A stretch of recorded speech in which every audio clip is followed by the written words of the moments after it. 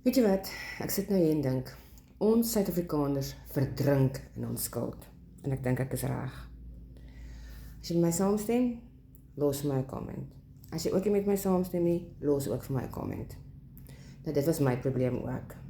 Jou skuld is meer as wat jou salaris dit kan hanteer. Nou ja, as jy my nog nie ken nie, ek is Charlotte. Ek werk vir 'n transportmaatskappy. Ek werk ook van 8 tot 5.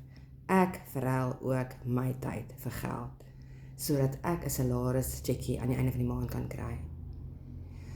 Maar my salaris was nie genoeg nie. Dit kon my nie deur die maand gedra het nie. So, het jy geweet, daar's nou werkende mammas en pappas wat 3 tot 5 keer hulle paycheck maak. En hoe kry hulle dit reg? Met 'n veilige aanlyn stelsel. Nou ek het ook vir my daai stelsel gekry.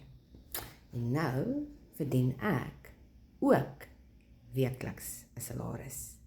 Nou het ek meer kontant vloei in my bank. Ek hoef nie meer te wag tot maandeinde toe nie. En weet jy wat? As jy ook daai plan wil hê, dan los my 'n comment. En dan sê vir my, stuur vir my daai plan. En dan gaan ek die plan gratis vir jou stuur.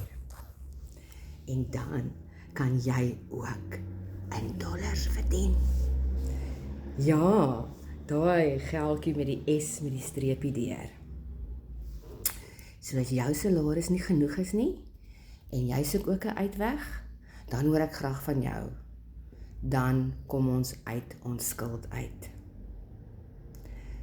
So moenie huiwer nie, stuur vinnig vir my 'n comment.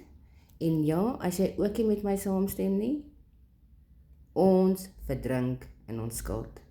En ons het letterlike oplossing vir jou wat met dieselfde probleem sit. So ek hoor graag van jou. Mooi dag hê.